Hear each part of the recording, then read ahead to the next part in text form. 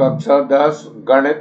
मैं R S प्रसाद आज आप लोगों को अध्याय 1 के बहुपद की प्रश्नावली 4 कराने जा रहा हूं। चलिए देखिए इसमें क्या करना है। यह है द्विपद बहुपद के मान व शून्य ज्ञात करने। तो सबसे पहले ये एग्जांपल दिखाई दे रहा है आपको 23। बहुपद x² - 3x + -4 का शून्य ज्ञात कीजिए। मतलब ये है कि x² माइनस का 3x और माइनस का 4 बराबर 0 का ज्ञात करना है। तो पहले इसका फैक्टर करने पड़ेंगे बच्चों। गुणनखंड यानी कि गुणनखंड करने का मतलब ये है कि पहले ब्रैकेट लगा दीजिए, इस x को यहाँ लिख दीजिए, -4 बराबर 0। ये माइनस इसके बीच में आएगा बच्चों। 4 के फैक्टर करने, 4 के गुणनखंड करने हैं जिससे कि ये 3 आ जाए। तो 4 एकम 4 कर दीजिए तो 4 - 1 3 आ जाएगा।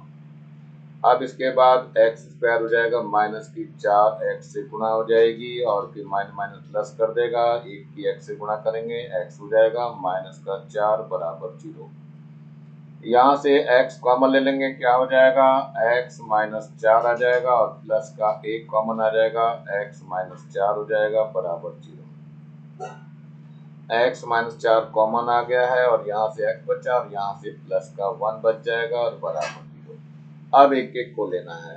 x - 4 बराबर 0 तो x बराबर 4, एक आंसर आपका आ गया है। दूसरा क्या है, x + 1 बराबर 0 है तो x बराबर -1 आ गया, ये भी इसका आंसर है। शून्य का मतलब है कि ये दोनों मान रखें तो ये 0 के बराबर आएंगे।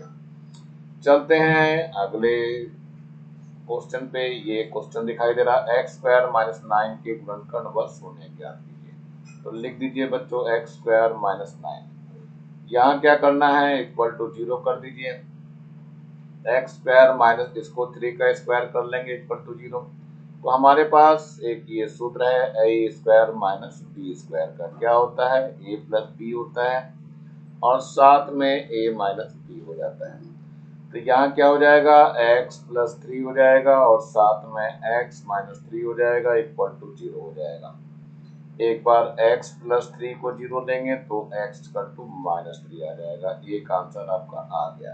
दूसरी बार क्या लेना है, x - 3 = 0 लेना है तो x बराबर 3 आ जाएगा।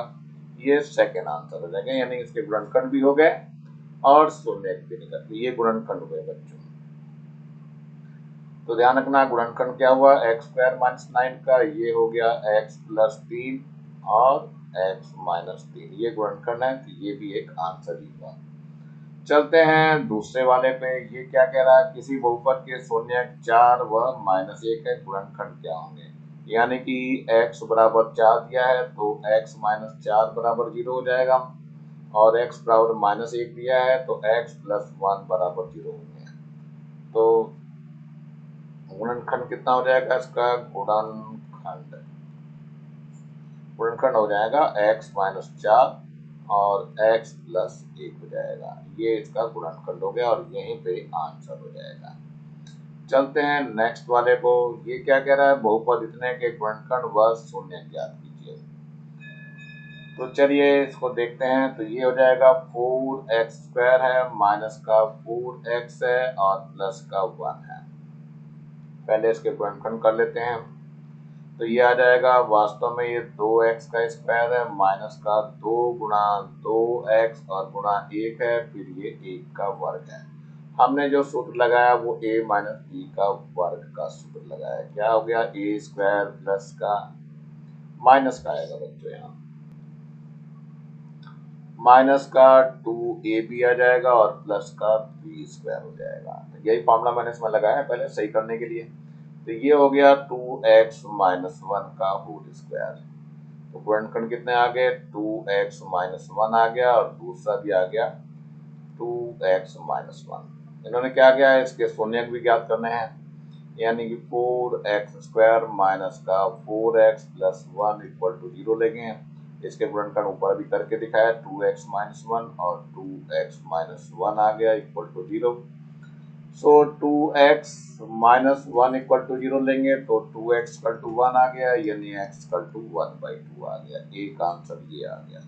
दूसरा भी बच्चों यही रहेगा क्योंकि दोनों का सेम आ गया है। तो 2x = 1 लेंगे, x = 1/2, ये इसका सेकेंड आंसर आ गया। यानी इसके शून्य 1/2 और 1/2 होंगे। चलिए आगे थोड़ा देखते हैं, ये कुछ क्वेश्चन दे रहा है क्या। ax² plus bx plus c में मूलों का योगफल, मूलों का मतलब होता है x के मान, शून्यकों का योगफल x प्लस बीटा बराबर होता है माइनस x का गुणांक बटे x² का गुणांक। सूत्र को बच्चों ऐसे याद रखो, अल्फा प्लस बीटा बराबर होता है माइनस बी बटे ए। ऐसे शून्यांकों का गुणनफल यानी अल्फा इंटू बीटा बराबर होता है अचर पद बटे x² का गुणांक, यानी अल्फा इंटू बीटा जो है आपको c बटे ए के रूप में याद करना है। ये दोनों सूत्र अगर याद रहते हैं तो इसके क्वेश्चन आसानी से हो जाएंगे। कोशिश करिए इस तरीके से याद करने के लिए कि ax² plus bx plus c equal to 0 ले लेंगे, तो अल्फा प्लस बीटा इसमें आ जाएगा माइनस का b अपॉन ए, और अल्फा इंटू बीटा जो आएगा c अपॉन ए आएगा। अल्फा बीटा मतलब x के मान है, x का मान अल्फा और x का मान बीटा है। मतलब ये है कि इसको हल करने पे दो मान प्राप्त होते हैं x के, वही दोनों अल्फा और बीटा, और इसी को हम क्या कहते हैं, मूल कहते हैं या शून्यांक बोलते हैं। चलिए देखते हैं, नेक्स्ट की ओर बढ़ते हैं। एक एग्जांपल दिखाई दे रहा है 24 बहुपद 6x² प्लस 13x प्लस 7 के शून्यांकों का योगफल एवं गुणनफल ज्ञात कीजिए। तो मैंने 6x² प्लस का 13x प्लस का 7 इक्वल टू 0 ले लिया, मैंने शून्यांक ही लेना है। ये समीकरण 1 ले लिए, इसके नीचे अपने समीकरण लिख दीजिए ax² प्लस का bx प्लस का c इक्वल टू 0। ये दूसरी समीकरण हो गई। दोनों की तुलना करेंगे तो a का मान 6 आ जाएगा, b का मान कितना आ जाएगा 13 आ जाएगा, c का मान 7 आ जाएगा। अब हमें शून्यांकों का योगफल और गुणनफल, यानी शून्यांक जो होंगे अल्फा प्लस बीटा ले लेते हैं, तो अल्फा प्लस बीटा का सूत्र होता है माइनस का b बटे ए। तो अल्फा प्लस बीटा कितना आ गया, माइनस का b माइनस का 13 है और a का मान 6 है। ये एक आंसर हो गया योगफल का। गुणनफल का सूत्र होता है अल्फा इंटू बीटा, ये होता है c बटे ए। तो अल्फा इंटू बीटा, c का मान कितना है देखो यहाँ से 7 है, और बटे a का मान कितना है यहाँ से, ये रहा 6 लिख दीजिए, और यहीं पे इसका आंसर हो जाएगा। ये उदाहरण नंबर 25 है, बहुपद 4x² plus 4√3x plus x के शून्यांकों का योगफल एवं गुणनफल ज्ञात कीजिए। तो चलिए बच्चों लिख लेते हैं, 4x² है प्लस का 4√3x है और प्लस का 3 है इक्वल टू 0 लिख दीजिए। ये समीकरण नंबर 1 लिख दीजिए। इसके नीचे लिखिए ax² प्लस का bx प्लस का c बराबर 0 कर दीजिए। ये समीकरण नंबर 2। दोनों की तुलना कर दीजिए, a का मान 4 हो जाएगा, b का मान 4√3 हो जाएगा, और c का मान क्या होगा बच्चों, c का मान हो जाएगा 3। हमें क्या निकालना है, पहले योगफल निकालना है। तो अल्फा प्लस बीटा, इसका सूत्र होता है माइनस का b बटे ए। चलिए रख देते हैं, तो अल्फा प्लस बीटा बराबर माइनस का b यानी कि 4√3, और बटे a का मान कितना है 4 है, तो 4 से ये 4 कट जाएगा, यानी अल्फा प्लस बीटा का मान कितना आ जाएगा, माइनस का √3 हो जाएगा, और यही आपका आंसर। ये योगफल हो गया। गुणनफल की भी बात कर लेते हैं, तो अल्फा इंटू बीटा बराबर होता है c बटे ए। तो अल्फा इंटू बीटा, c का मान कितना है 3 और a का मान 4 है यहाँ से, तो ये आपका आंसर हो गया गुणनफल का। चलते हैं आगे की ओर बढ़ते हैं बच्चों, प्रश्नावली 4 जिसका आपको इंतजार था। नंबर 1, नीचे ax² plus bx plus c रूप में कुछ द्विघात बहुपदों के शून्य दिए हैं, तब बहुपदों के गुणनखंड लिखिए। चलिए देखते हैं, हमें ये दिया हुआ, पहला दिया हुआ है 3 4, यानी कि ये हमें दिया हुआ है अल्फा और बीटा दिया हुआ है। तो x का मान 3 दिया है, तो x माइनस 3 बराबर 0 कर देंगे, और इधर x का मान 4 दिया है, तो x माइनस 4 बराबर 0। तो शून्य के विपरीत शून्य दिए गए हैं। बहुपदों के गुणनखंड, तो यहाँ लिखेंगे बहुपद के गुणनखंड।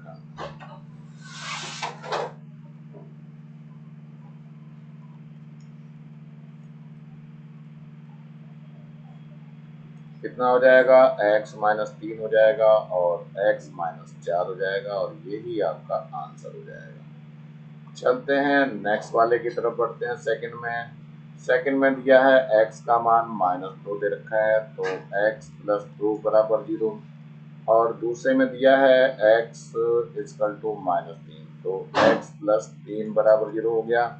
यानी बहुपद के गुणनखंड लिखना है यहाँ पे, बहुपद के गुणनखंड कितने हो जाएंगे, ये हो जाएगा x प्लस 2 1 हो जाएगा, और दूसरा x प्लस 3 हो जाएगा, और यहीं पे आंसर हो जाएगा। चलिए यहाँ देखिए, यहाँ पर दिया है 1/2 और माइनस का 1/2, तो x बराबर 1/2 दिया है, यानी कि x माइनस 1/2 बराबर 0। इधर कर दीजिए तो 2x माइनस 1/2 बराबर 0 हो जाएगा, तो 2x माइनस 1 2 की इधर गुणा करेंगे तो 0 आ जाएगा। दूसरे वाले पार्ट को देखते हैं, तो x इक्वल टू माइनस का 1/2 दिया है, तो इधर ले जाएंगे माइनस का कितना हो जाएगा, ये 2 की इधर गुणा कर दीजिए तो 2x हो गया बराबर -1 हो गया, तो 2x माइनस 1 बराबर 0। तो बहुपद के गुणनखंड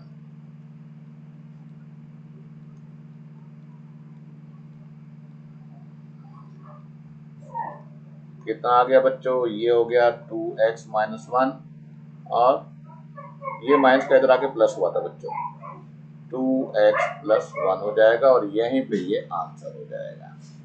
चलते हैं नेक्स्ट की ओर बढ़ते हैं। ये फोर्थ पार्ट है आपका, ये 15 और 17 है, यानी कि x का मान 15 दिया हुआ है, तो x माइनस 15 बराबर 0 कर लेंगे, और दूसरा दिया हुआ है x इक्वल टू 17, तो x माइनस 17 इक्वल टू 0 हो जाएगा। तो बहुपद के गुणनखंड लिख लेते हैं, बहुपद के गुणनखंड कितना हो जाएगा बच्चों, x माइनस 15 हो जाएगा, और एक x माइनस 17 हो जाएगा, यहीं पे आंसर हो जाएगा। फोर्थ वाले पार्ट को देखते हैं, फिफ्थ वाले पार्ट में। फिफ्थ वाले पार्ट में क्या दिया है, x का मान माइनस का 18 दिया हुआ है, तो x प्लस 18 बराबर 0 हो जाएगा। दूसरा मान क्या दिया है, x का 12 दिया है, तो x माइनस 12 बराबर 0 हो जाएगा। यहाँ लिखेंगे बहुपद के गुणनखंड कितना आ जाएगा, x प्लस 18 हो जाएगा, और x माइनस 12 हो जाएगा, और यहीं पे आंसर हो जाएगा। चलते हैं नेक्स्ट में देखते हैं, ये दूसरा क्वेश्चन है, निम्नलिखित बहुपदों के शून्यांकों का योगफल एवं गुणनफल ज्ञात कीजिए। तो पहला क्वेश्चन ये दिया हुआ है, ये है एक्स स्क्वायर प्लस का 10x है प्लस का 24 बराबर 0 लिखकर पहली समीकरण बोल दीजिए। इसके नीचे अपने समीकरण लिखिए, ए एक्स स्क्वायर प्लस का बी एक्स प्लस का सी बराबर 0, ये दूसरी समीकरण होगी। कंपेयरिंग कर लेते हैं, दोनों की तुलना कर लेते हैं। ए का मान 1 आ जाएगा, बी का मान यहाँ से 10 आ जाएगा, सी का मान कितना आएगा बच्चों, 24 आ जाएगा। मूलों का योगफल जो है अल्फा प्लस बीटा होता है, इसका सूत्र होता है माइनस का बी बटे ए। तो अल्फा प्लस बीटा यानी शून्यांकों का योगफल हो गया, माइनस बी यानी कि माइनस का 10 हो गया, ए का मान 1 है, तो अल्फा प्लस बीटा का मान माइनस 10 आ गया, और यहीं पर ये आंसर हो जाएगा। गुणनफल की बात करते हैं, अल्फा इंटू बीटा का सूत्र होता है सी बटे ए, तो अल्फा इंटू बीटा, सी का मान 24 है और ए का मान 1 है बच्चों, यहाँ से देखो, तो अल्फा इंटू बीटा का मान आ गया 24, और यहीं पर ये आंसर हो जाएगा। ये इसका सेकंड क्वेश्चन है, ये क्या दिया हुआ है, 2x स्क्वायर माइनस का 7x है माइनस 9 और 0 अपने तरफ लिख लो, ये इक्वेशन फर्स्ट हो गई।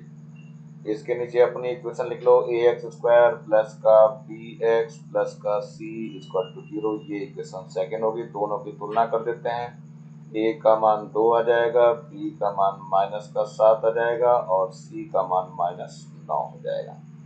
मूलों का योगफल होता है अल्फा प्लस बीटा यानी शून्यांकों का योगफल, सूत्र होता है माइनस का बी अपॉन ए।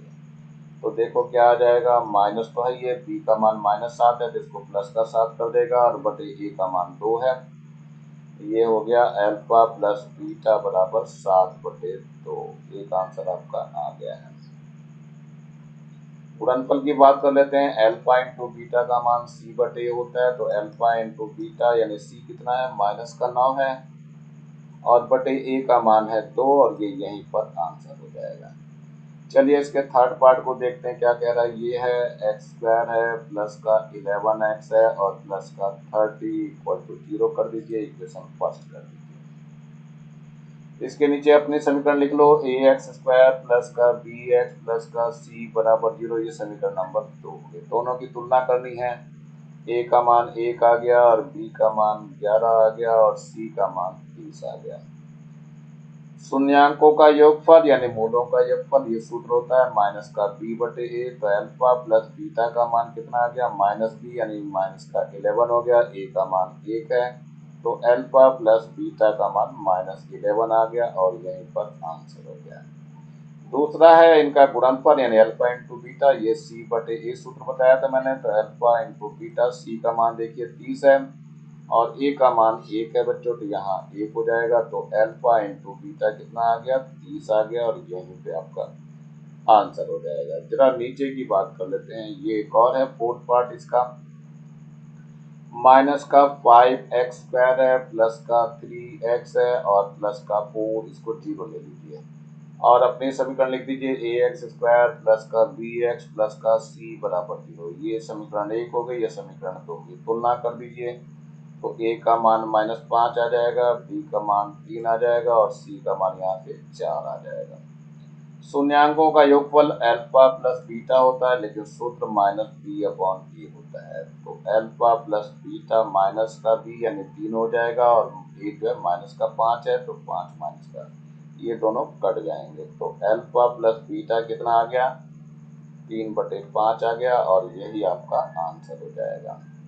गुणनफल की बात करिए, अल्फा इंटू बीटा ये सी बटे ए होता है। तो अल्फा इंटू बीटा यानी गुणनफल सी कितना है, 4 है देखो, और ए का मान -5 है। तो अल्फा इंटू बीटा आ गया माइनस का 4/5 और यही आपका आंसर हो जाएगा। इस पांचवें पार्ट को भी देख लेते हैं, एक्स स्क्वायर है प्लस एक्स है माइनस का 12 है बराबर 0 कर दीजिए। इसके नीचे अपने समीकरण लिखिए, A X square plus B X plus का सी बराबर 0, ये समीकरण नंबर 1 हो गई, ये समीकरण नंबर 2 हो गई।